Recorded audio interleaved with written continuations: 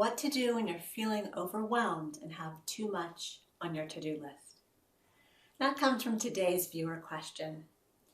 Angie just got back from a retreat. It was a woman's retreat where she had a lot of time for self-care, reflection, and connecting with her soul sisters. And then she came back to her job where she feels like now she has to catch up for all the time she was gone, and work responsibilities continue to pile up. And so now she feels like she has double the workload and she's just feeling really overwhelmed. So she wanted to know, how do I keep that retreat state of feeling calm and centered and knowing where I'm going, at the same time re-entering back into reality and being able to move forward on her goals. Angie, know that you are not alone. This is a very common phenomenon. I call it post-retreat depression or post-retreat overwhelm or even post-retreat reality check. It's this idea that when we go on vacation or a staycation or a retreat and everything is just, we get to leave our responsibilities behind to some extent, to worry about email or voicemail or texting or even maybe internet. And we come back and we feel that sense of overwhelm because we have 1,200 messages on our inbox and we have 1,000 notifications on Facebook, and we just feel like, how am I ever going to get to the bottom of my list? And all of that calm energy and grounded feeling that we got when we were on our retreat or vacation just seems to poof, and it's gone.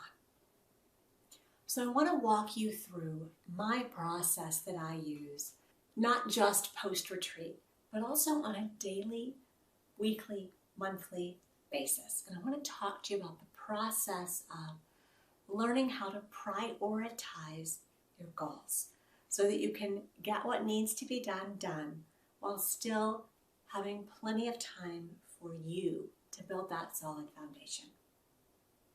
So I was talking to a friend the other day about this idea, and I said, this, I don't want to call it a battle, but this feeling of being torn between how you're living your life on retreat or vacation mode and maybe even how you want to live your life all the time and reality can really feel overwhelming. So I like to think of this balance, this integration, this harmony, the flow of trying to keep that to some extent level of retreat or vacation mindset when you're back in day-to-day mode. It's a balancing act, right? It's a constant tweaking and retweaking of what works for you and what doesn't. So I like to think of it like this. Let's say you have a garden and you just planted a bunch of flowers or vegetables for your garden to blossom. What do you need? You need to plant in good soil, fertile soil, compost. You need to water your plants daily. You need to attend to their nourishment so that they can bloom and grow and thrive. So retreat mode is you being able to nourish yourself. If you're the plant, you're the flower, you're nourishing yourself all the time. You're doing your self-care, you're doing your reflection, you're having your groups, or whatever you may have done on retreat mode or vacation mode. But if you want that flower, that vegetable, whatever it is, to grow and blossom, when you come back from retreat mode, you can't stop watering it. Because what's going to happen? It's going to wither away and die. So that soil, that watering, that nourishment, that self-care should be your everyday foundation. Now I get that you can't typically spend hours a day on self-care like you might on retreat or vacation mode. That's okay. You don't need hours every single day. What you do need is to set aside time for yourself every day to nourish your sacred body temple, to nourish yourself, to really make sure that metaphorically speaking, that soil is being attended to, your soil, your roots, your foundation, so that you can bloom and grow. So what is this going to look like for you? It depends on your schedule and it depends on your day, every day. I get that. But the idea is that you have to do something to nourish your temple, to fill your cup, to take care of you. Maybe it's meditation. Maybe it's journaling. Maybe it's painting, singing, dancing, going outside for a walk. Whatever that is, commit to yourself to do something for you every single day. So over the years, I have evolved my self-care practices into a morning ritual and an evening ritual. And I call them my power hours. It may not take a full hour, 5 minutes, 10 minutes, 30 minutes, an hour, however much time you have. And for me, I don't always get my full hours in, and that's okay. But I check in first and foremost with me, and I ask, what do I need today? What does my body need today? What is going to nourish me today? What's going to support me today? Pick a question that resonates with you. It needs to be about, how are you going to water that garden today? How are you going to nourish that soil so that the roots, your self-care foundation, can continue to thrive, even though you're not on full-time vacation or retreat mode? So start there. Every morning, start with that practice. It doesn't have to take a lot of time, a couple of minutes. What do I need to do for me today to nourish myself, to nourish my sacred body temple? And make sure you do it. You need to be at the top of your priority list. Why? Because if you keep depleting your cup, your garden, you keep robbing it of minerals and nutrients and water, what's going to happen? That flower is going to wither and die. You've got to take care of you so you can bloom and blossom and grow. And I know it feels like I don't have time for self-care. It doesn't have to take a lot of time, 5 minutes. Don't tell me you don't have 5 minutes. And I promise you, the more you do this, the more you're going to find. The more you fill your cup, the more you have to give. The more you thrive, the more you can be of service. You know you're busy. Self-care is the foundation. It's how you keep that retreat feeling. Is it going to be exactly the same? No, it's not. I know that. I get that. It's hard to go from a week of self-care to back to the frantic, hectic daily life reality mode. So hold on to that feeling by your daily practices. 5 minutes, 10 minutes, 15. You can break it into chunks. 5 minutes on your lunch hour, 5 minutes in the morning. Do what you need to do.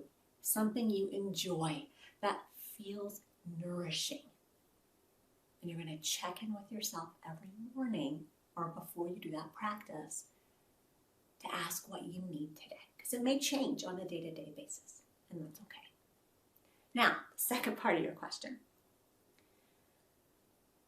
When you feel like you've got so much on your plate and you're overwhelmed because you've just come back from vacation, because you've taken on too much, because there's a lot on your plate, self-care is the foundation for everything. Now, once you've got that foundation in place, how are you going to organize your day so that you don't feel overwhelmed? What I tell my clients to do is when they're in that space of what do I need for me today, how am I going to nourish my temple, whatever phrase works for you, check in with that same heart space. What is my greatest priority in life right now? Maybe it's I have a big project at work. Maybe I'm helping my child with a school project. Maybe I've got prep coming up for a big meeting or whatever it may be. Really, from that heart space, what's my number one priority right now? I get that you have a ton of goals and to-do list. What's your number one, most important project, task, whatever? So from that heart space, then I want you to list 1, 2, or 3, no more than 3, things that you can do today to advance you further to your goal, further to the completion of that project, task, etc. No more than 3, not 20, not 100, 1, 2, or 3. You're at the top of your priority list. Those 1, 2, or 3 items are next. Whatever else you get done, you get done. If you don't get it done, it goes on tomorrow's list. Focus and prioritize so you can continue to take aligned action with your goals. If you find you keep having to move items from one day to the next day to the next day because they're not getting done, it is time to take a serious look at everything on your plate and figure out what you can put off, delegate, ask somebody to take off of your plate and take over responsibility. I get that that too can feel overwhelming, but here's the deal. You have to learn to set boundaries, healthy boundaries around yourself, around your needs. Because again, if you let other people steal your water, steal that healthy soil, that flower is going to wither and die. So it's your job to make sure that you're getting nourished, that you're working on what's important to you, and that you've set healthy boundaries around your time. So it may mean having some tough conversations with your kids or your spouse or your boss about, you know what? I am really struggling right now. I am feeling overwhelmed. I can't do all of these things. I need you to take that. I need you to take that chore off of my plate. I need you to delegate that project to someone else. I need help. There is no shame in asking for help. People are usually more than happy to help you. You just have to ask.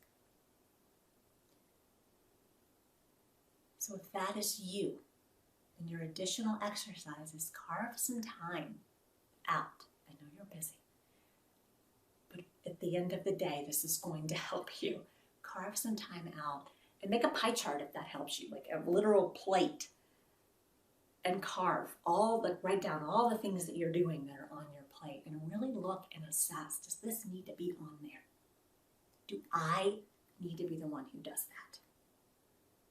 And if you're feeling overwhelmed consistently for the time being, or for a long period of time, or maybe forever, maybe that needs to go off of your plate. Maybe in the long run, it would behoove you to pay somebody else to do that, or to delegate that to your kids or your spouse or somebody else at work, or to just say, I can't do this anymore.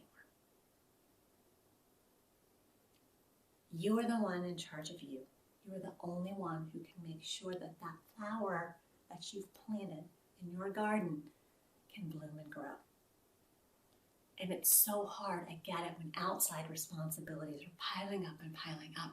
And that's when you have to take back your power and say, this is what's important to me. I am setting boundaries. I'm going to focus on me and what's important to me.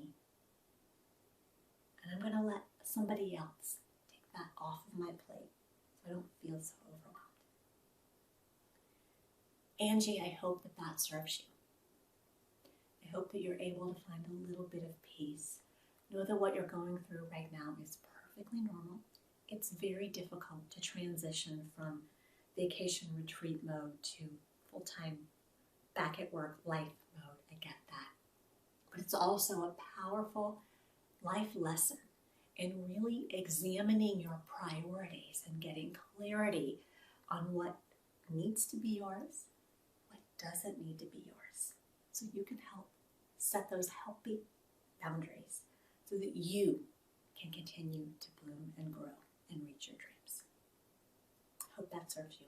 Much love, and I'll see you next time.